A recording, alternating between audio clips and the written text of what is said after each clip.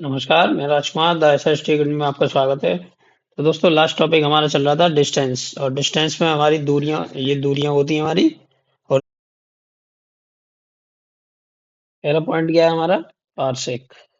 तो ये जो पारसेक है, पारसेक या इसको हम ऐसे बोलते हैं पारसेक। देखिए जो पारसेक होता है ये दूरी का सबसे बड़ा मात्रक होता है। दूरी का सबसे बड़ा मात्रक, सबसे बड़ा मात्रक, ये भी ध्यान रखिएगा, ये पूछा जाता है एग्जाम में। पारसेक ये किसके काम में आता है? ये आकाश गंगाओं या आकाशगंगाओं या तारों की दूरियों को मापने में क्या होंगे? तारों की दूरी जो होती है उसको उसकी स्टडी करने में इसका यूज किया जाता है। तो पारसेक सबसे बड़ी यूनिट होगी। अब देखिए एक पारसेक जो होता है, एक पारसेक ये लगभग 3.24 प्रकाश वर्ष के बराबर होता है। प्रकाश वर्ष। ये आपसे क्वेश्चन पूछा जाए तो आप आसानी से बता सकते हैं। या फिर एक पारसेक जो होता है वो आपका हो सकता है 3.09 इंटू 10⁻13 किलोमीटर। ये 13 रहेगा आपका, 13 किलोमीटर, किलोमीटर। ठीक है। तो और देखिए दूसरा आपका कौन सा पॉइंट है? दूसरा है आपका नॉटिकल मील। ठीक है। तो दूसरा रहेगा आपका नॉटिकल मील। नॉटिकल मील। अब ये जो नॉटिकल मील है ये क्या है आपका? देखिए ये जो नॉटिकल मील है इसको हम समुद्री मील भी बोलते हैं। क्या बोलते हैं इसको? समुद्री मील। और ये कितने के बराबर होता है? 1.85 किलोमीटर के बराबर होता है। 1.85 किलोमीटर के बराबर होता है। Light year. लाइट ईयर, या हम इसको बोलते हैं प्रकाश वर्ष। ये होती क्या है प्रकाश वर्ष? तो ये आप सब जानते हैं, मैंने आपको बताई दिया, ये दूरी होती है। और ये दूरी क्या होती है? एक प्रकाश वर्ष प्रकाश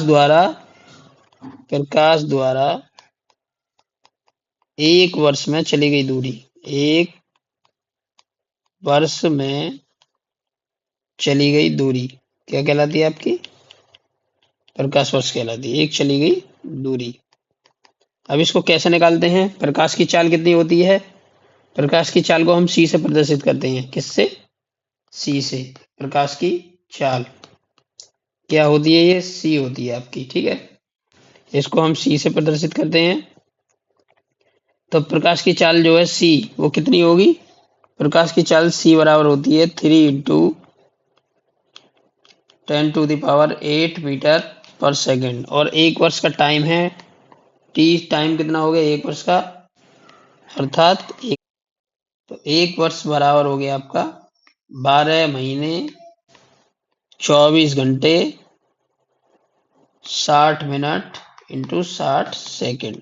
ठीक है। अब हमारे पास सूत्र होता है चाल दूरी बराबर चाल गुणा समय। ये तो होता है चाल गुणा समय। आप इसमें लगा दीजिए। तो ये जो डिस्टेंस है लाइट ईयर, ये लाइट ईयर जो है ये एक प्रकाश वर्ष है, ये आपकी निकल के आ जाएगी। तो ये कितनी दूरी आ जाएगी आपकी? 3 × 10⁸ इंटू 12 इंटू 24 इंटू 60 जब आप इसका मल्टीप्लाई करेंगे तो ये दूरी कितनी आएगी आपकी? ये दूरी आएगी आपकी, इसको फॉर्मूले को लिख लिया, सी इंटू टी है। चाल चाल बराबर दूरी बराबर चाल गुणा समय। दूरी क्या है? ये प्रकाश वर्ष है, ये निकाल रहे हैं हम।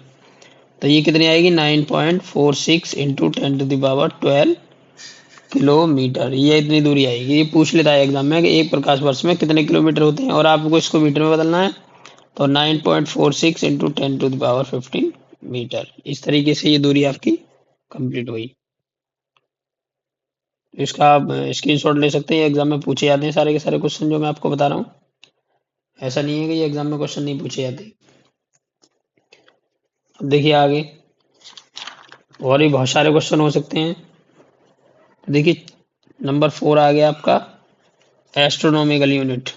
एस्ट्रोनॉमिकल नॉमिकल यूनिट। ठीक है, मैं इसको शॉर्ट में लिख देता हूँ, एस्ट्रोनॉमिकल यूनिट। तो जो एस्ट्रोनॉमिकल यूनिट है इसको हम एयू से प्रदर्शित करते हैं। एयू की फुल फॉर्म क्या है? Astronomical unit. और ये है क्या? ये खगोलीय दूरी है, खगोलीय दूरी। कौन सी दूरी होती है ये मान लीजिए हमारे पास सन है। ठीक है, ये सन हो गया आपका, ये सन हो गया। ठीक है, ये आपका सन हो गया, और ये सन के चारों ओर किरणें फैली हुई हैं, और ये आपकी पृथ्वी हो गई। ठीक, और ये पृथ्वी से सन के बीच की दूरी, ये क्या हो गया आपका? अर्थ, सन। और ये जो दूरी है आपकी, ये वाली दूरी, तो ये दूरी क्या कहलाती है? एक एयू, एक एस्ट्रोनॉमिकल यूनिट कहलाती है। तो सूर्य और पृथ्वी के बीच की दूरी ही आपकी क्या कहलाती है? एक एस्ट्रोनॉमिकल यूनिट या एक खगोलीय दूरी आपकी कहलाती है। और ये होती कितनी के बराबर है? एक खगोलीय दूरी। अब देखिए, एक एस्ट्रोनॉमिकल जो यूनिट होता है आपका, वो लगभग, लगभग बता रहा हूँ मैं, एग्जैक्ट नहीं होता है, ये ध्यान रखिएगा। ठीक है, ये लगभग जो होता है 15 करोड़ किलोमीटर के बराबर होता है। ठीक है, 15 करोड़ किलोमीटर। ये एग्जाम में कभी कभी पूछ भी लेता है आपसे। तो एस्ट्रोनॉमिकल यूनिट क्या है? पृथ्वी और सूर्य के बीच की औसत दूरी है। ये क्या है? औसत दूरी। औसत दूरी क्यों लेते हैं इसको? औसत दूरी इसलिए लेते हैं हम, क्योंकि देखिए ये जो सूर्य है, तो ये एक दीर्घ वृत्ताकार कक्षा में चक्कर लगाती है। किसमें?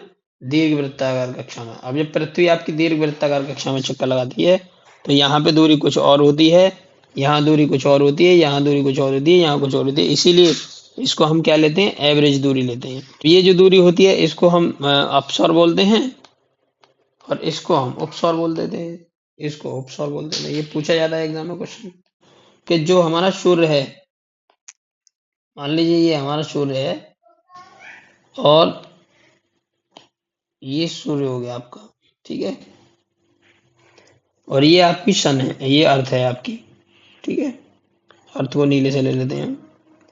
और ये इस तरीके से एक कक्षा में चक्कर लगाती है। देखिए केपलर का नियम ये कहता है कि पृथ्वी सूर्य के चारों ओर एक दीर्घवृत्ताकार कक्षा में चक्कर लगाती है। और जब पृथ्वी सूर्य के चारों ओर एक दीर्घवृत्ताकार कक्षा में चक्कर लगाती है, तो सूर्य की जो जो पृथ्वी है उसकी पोजीशन अलग अलग होती है।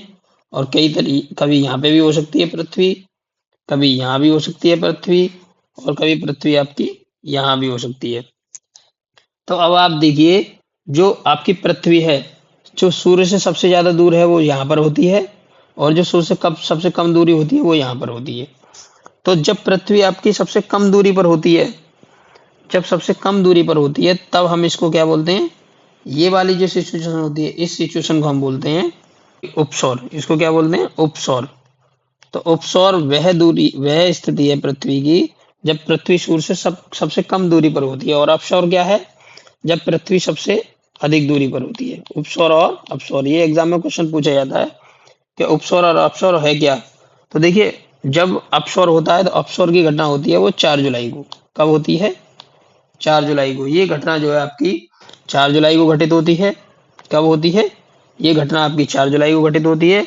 और ये वाली घटना जो घटित होती है उपसौर की, ये 3 जनवरी को घटित होती है। कब होती है? 3 जनवरी को। और इसको हम इंग्लिश में पेरीहिलियन बोलते हैं, पेरीहिलियन। और इसको हम बोलते हैं एफिलियन, एफिलियन। ठीक है, पेरीहिलियन और एफिलियन। तो ये आपसे पूछता है कि उपसौर और अपसौर ये कब घटना घटित होती है। ये मैंने आपको बता दी है कि उपसौर अपसौर कब घटित होती है। ये बहुत ही महत्वपूर्ण पॉइंट है और एग्जाम में आ जाता है। अब ये एवरेज दूरी जो मैं बता रहा था, क्योंकि देखिए यहाँ पे दूरी कुछ और है, यहाँ दूरी कुछ और है, और यहाँ दूरी कुछ और है, और यहाँ कुछ दूरी और है। तो इसलिए हम एक एस्ट्रोनॉमिकल यूनिट में क्या निकालते हैं? एवरेज दूरी निकालते हैं। किसकी?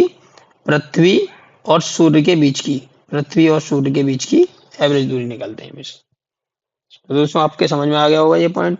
अब नेक्स्ट पॉइंट हमारा इसमें क्या है एस्ट्रोनॉमिकल यूनिट के? तो ये आपकी दूरियां सारी हो गई। अब दूरी के बाद हमारा नेक्स्ट पॉइंट है, हम बात करते हैं radio activity. Radio activity, radio activity, या हम इसको बोलते हैं रेडियो धर्मिता।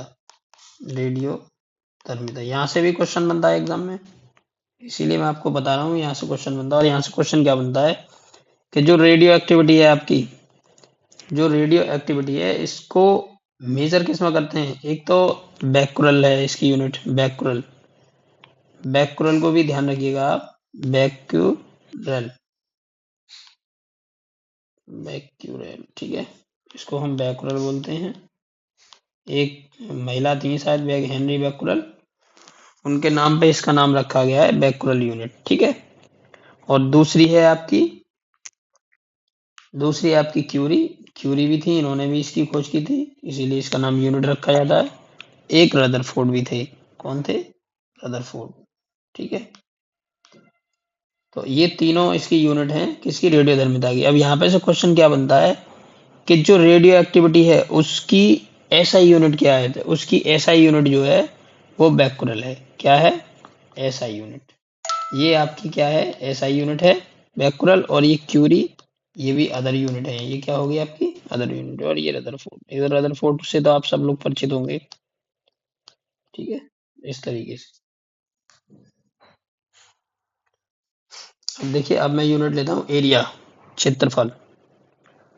क्षेत्रफल होता क्या है? एरिया या क्षेत्रफल। तो क्षेत्रफल जो है इसको क्षेत्रफल सदिश भी बोल देते हैं हम।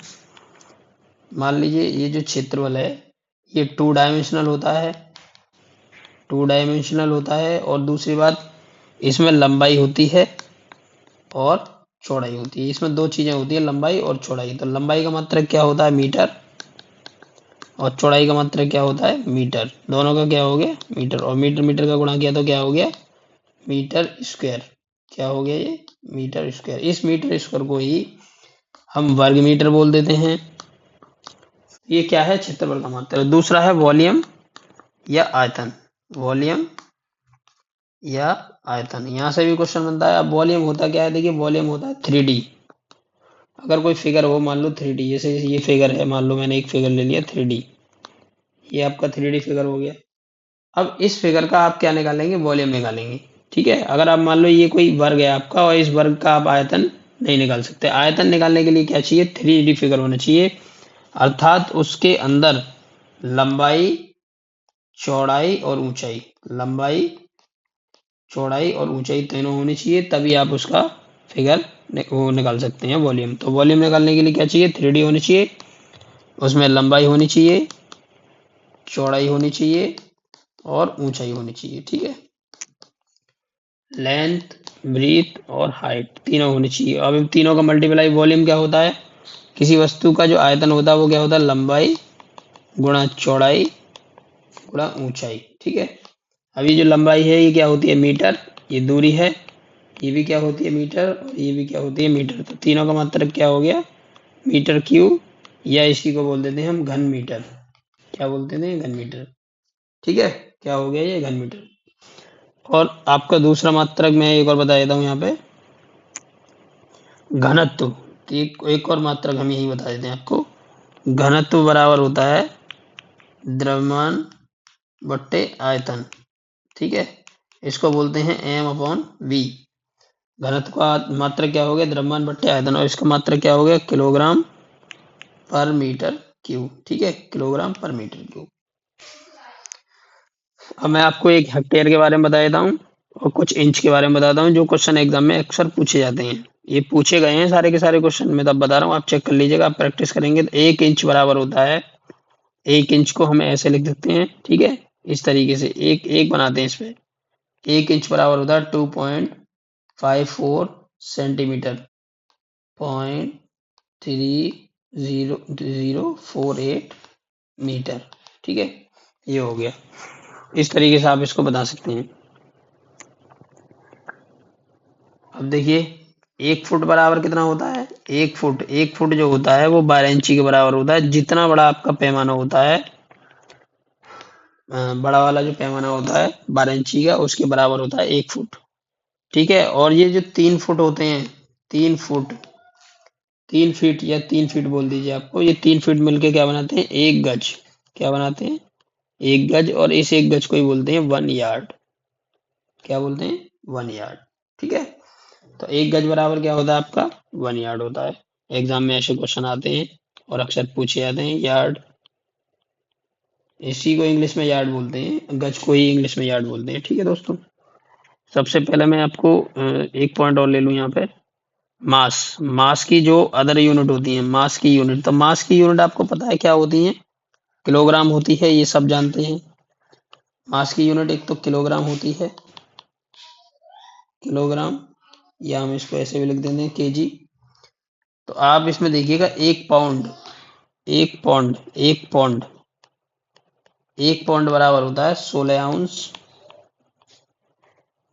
और एक आउंस बराबर होता है 28.35 ग्राम। ये एग्जाम में पूछे जाते हैं इस तरीके के क्वेश्चन।